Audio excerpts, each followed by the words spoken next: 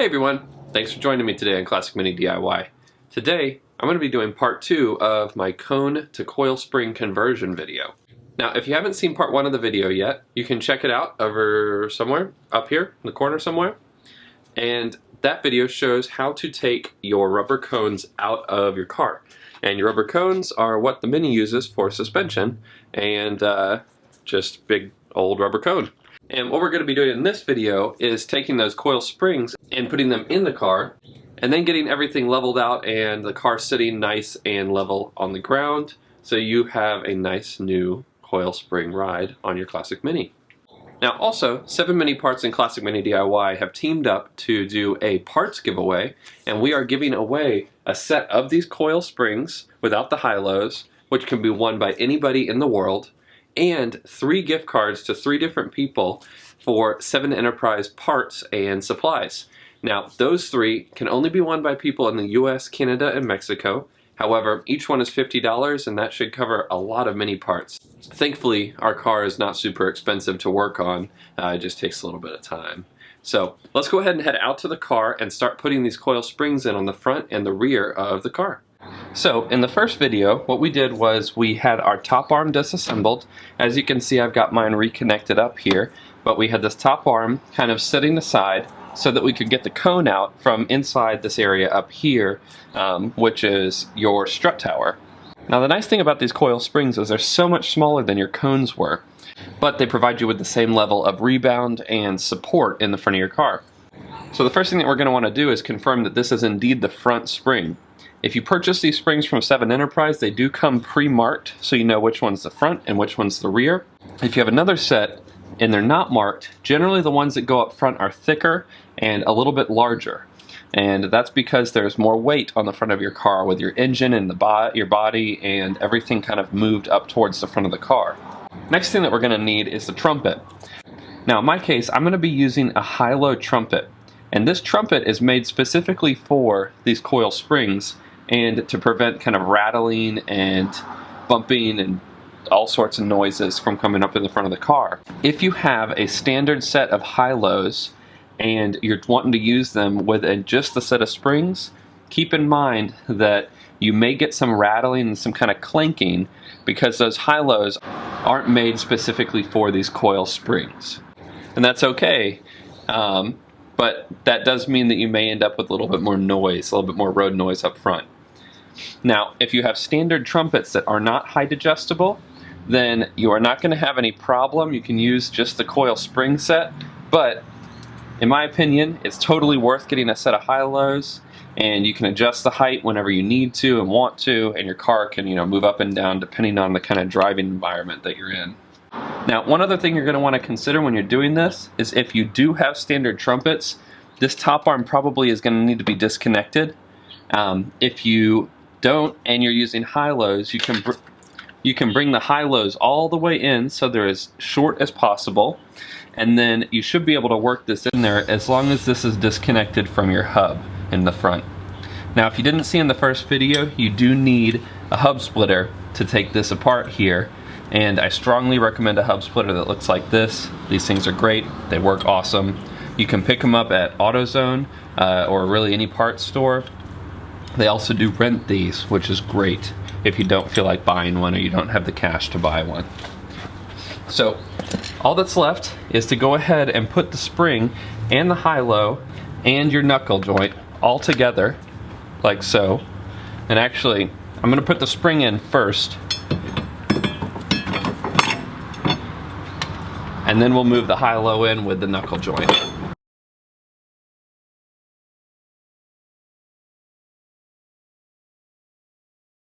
Alright, so now that it's setting up in there, you can see I went ahead and set that knuckle joint with its plastic cup down into my top arm, and then this is quite loose. And there's going to be something that we're going to do in a little bit that's going to prevent that from staying so loose like that.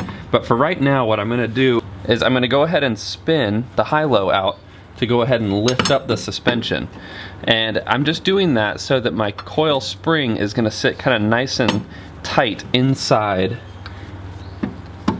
that spring/cone seat.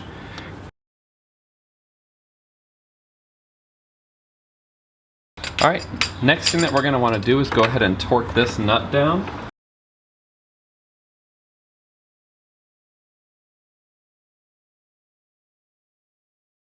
And then once you've got that nut torqued down, the next thing to do is go ahead and lift up the hub using your jack, and we're going to install a bump stop right here next to this hole. And what that's going to do is it's going to prevent this wheel from falling too far down and allowing that spring to fall out and mess up your strut towers or mess up the spring. Now, to give you a comparison, the old one looks about that big. Not super big, but just enough to keep this thing from bottoming out. The new one is considerably bigger.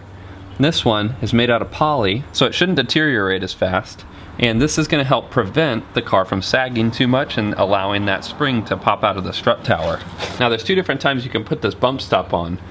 First time is obviously right now, where I have the wheel jacked up from the bottom of the hub, and this allows me to fit this bump stop in here.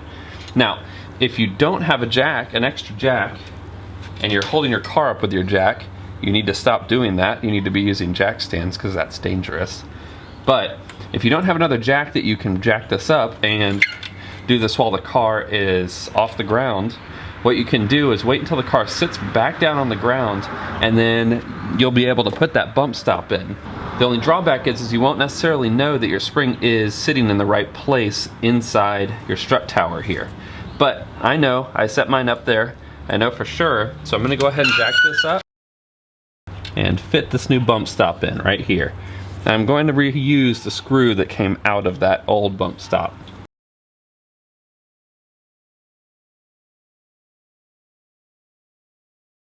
And so as you can see, I'm not propping this up with my jack anymore, and you can already tell that this is sitting so much higher than it was before, and that is exactly what we want to happen. Alright, and that's it for the front of the car for now. We're going to move to the back of the car, go ahead and set the spring in there, and then we'll get to adjusting the height and making sure that the car is sitting at the right height. Now, in comparison to the front of the car, this is even easier to put together and get all situated and set up here. At the base of our radius arm, right down here, there's a small hole where your knuckle joint is going to fit down and kind of seat inside there. Now, you're going to want to do this and go ahead and put this in before you start doing anything else with the coil springs. It's going to make your life a lot easier. Now, the next thing we're going to do is go ahead and slide the high-low on, followed closely by the spring. And we're going to kind of just set it in there for now. The next thing we're going to want to do is go ahead and push your drum brake up. And to do that, you're going to take your jack here, jack this radius arm up.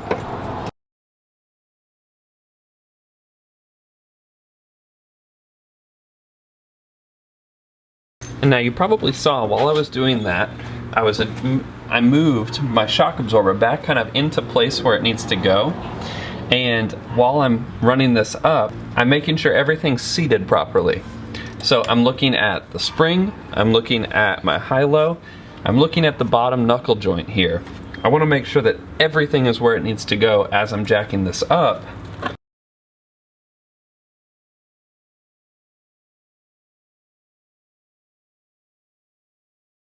Awesome, so that's all sitting properly. And the next thing that we're going to want to look at is the height that this high-low is kind of setting your car at. Now, you're going to unscrew it, and as you unscrew it, that will raise the ride height in the rear of your car.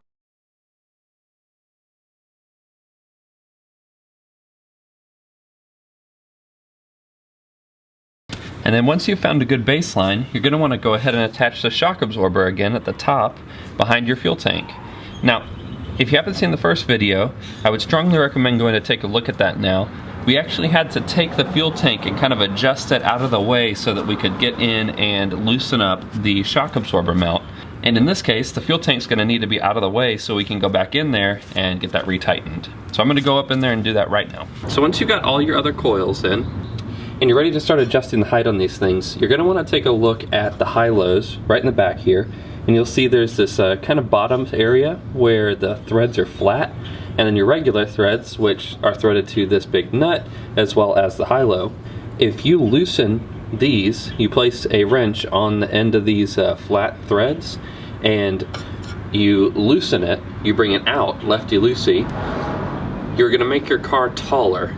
And then if you tighten it in, you'll have to bring this lock nut out, and you tighten it in and it makes your car lower. So right now, there's no wheel on this and the car's still suspended, and there is no play in the spring, which is exactly what we want. We don't want any play in that spring while the car is airborne or off of the ground. Because if there is any play, what that could mean is if your car ever goes airborne or the wheels come off of the ground, you can end up doing some serious damage to your strut towers and the subframe of your car. So mine's at a good spot right now, but I am gonna draw it out a little bit more and kind of raise the car up a little bit. I don't run my car super low because I drive my car in the city and there's lots of speed bumps here and there, and just don't particularly like having my car really low. The way I measure this is by using a fabric measuring tape like this, and I measure the distance between the lock nut and the end of the threads. So on the other side, I've got about 3.5 millimeters of thread. So I'm gonna wanna match that on this back side here, on the left side. That way my car sits even in the back. Now, if you're thinking, man, this is really hard to get to, you are not the only person who's ever thought that.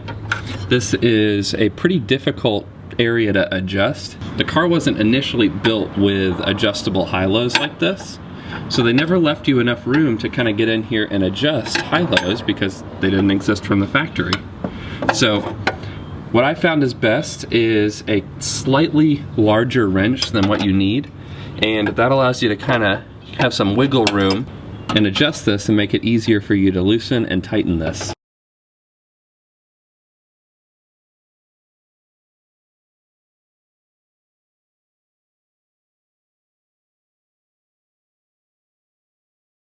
All right, perfect. So that is now matching the other side of the car. So I'm gonna put my wheels back on, lower the back end of the car down, and kind of take a look and see what the height looks like. If I like the height, then I'll be good, because I've already adjusted both of these to match each other. If I don't like the height and I feel like it needs to be a little bit taller or a little bit shorter, then I'll come back here, adjust this in for a shorter car and out for a taller car. So let's go ahead and move to the front of the car and kind of repeat the steps that we're doing right now, except on the front. All right, we're back up front, and we are going to do the exact same thing that we did on the back and measure the front.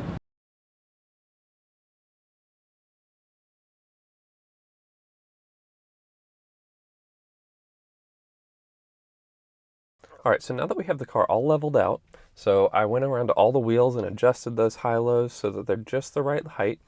I ended up with about 3.5 to 3.75 centimeters on each one of those high-lows, then the visible amounts of thread on the actual high-low itself.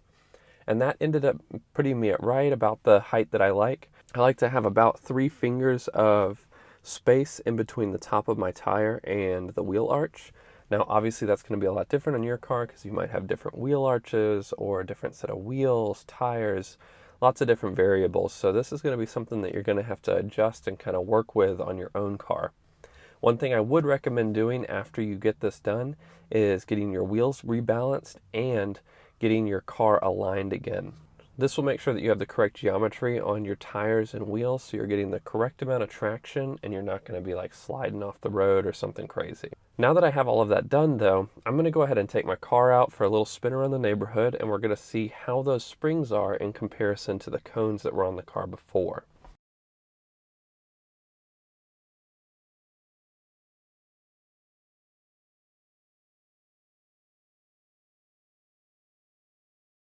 All right, so as I'm driving this car around now, I'm already noticing a huge difference. Between the springs and the cones, there's quite a bit of difference just in the standard ride down the road. I mean, I feel more planted, it just feels smoother to me. I think that has a lot to do with the difference in the way that the cone compression versus the spring compression works. Cone compression is something called progressive. What that means is the more force that's pressed onto that cone, the more rebound it's going to push back out, because you're compressing this rubber material that only has so much room to compress. The springs use something called continuous compression, And what that is you are getting the same amount of compression force whether you are pressing, you're hitting a small bump or you're hitting a big bump. You're going to get that same level of compression force. And that can be great because you can get a reliable read on the way your car is going to handle and hit bumps in the road. The drawback is if you don't have adjustable shock absorbers and you don't have shock absorbers that are made for that, you could run into a situation where your car feels especially bouncy when you hit big dips in the road, things like that. But that can be fixed by simply adjusting those shock absorbers, making them stronger, tighter, and reducing the amount of rebound that they're allowing. Overall, I think this is a pretty worthwhile update on the car. If you're looking for something that's going to provide you reliability and it will prevent you from having to replace cones in the future, which in my opinion is a pretty worthwhile reason to update, then I would definitely check out these springs. I mean, once you put these springs in the car, you're not going to have to replace them again. The thing with cones is that while they do work great initially, over time they start to deteriorate, sag, and slump down and get compressed. And when they reach that point, they become less effective and pretty jarring on your brain and your butt. So that's it for Classic Mini DIY today. I hope you found the video helpful. If you have questions, please post them in the comment section below. I always check those comments and I love responding to you guys. And don't forget, the giveaway is still going on. You've only got 9 days left to get entered in to win a set of these red coil springs or one of 3 $50 gift cards to 7 Enterprise. Also, I did recently update my Patreon page. I added some different tiers for some pretty cool stuff on my Patreon. One of those things specifically is I set up what's called a Discord channel. And for those of you that don't know, it's an online chat system. You can use voice or just text. If you decide to support the channel, it provides you a way to connect with me directly and ask me questions and get help with your Mini from someone who has been working on the Minis for quite some time. The goal is to always have a response to you guys within 24 hours. Sometimes I'll be on there, more frequently, but the goal is always within 24 hours, and it gives you that direct access. So you can send me a message directly, say, hey, Cole, my car is starting to explode. Why is it exploding? And I'll be like, because you set it on fire, maybe you shouldn't do that. Something like that. So check it out. The link to my Patreon is going to show up in the top corner of the video here. It's also in the description below. All of the money that gets added to my Patreon goes directly into the channel. I don't use that money for anything else. All I do is purchase parts, video equipment, and things to provide you guys with the best information and the coolest videos that I can. So if you're interested, please check it out, and any help is greatly appreciated and helps me churn out really cool content for you guys. But that's it for today, so enjoy those minis and motor on.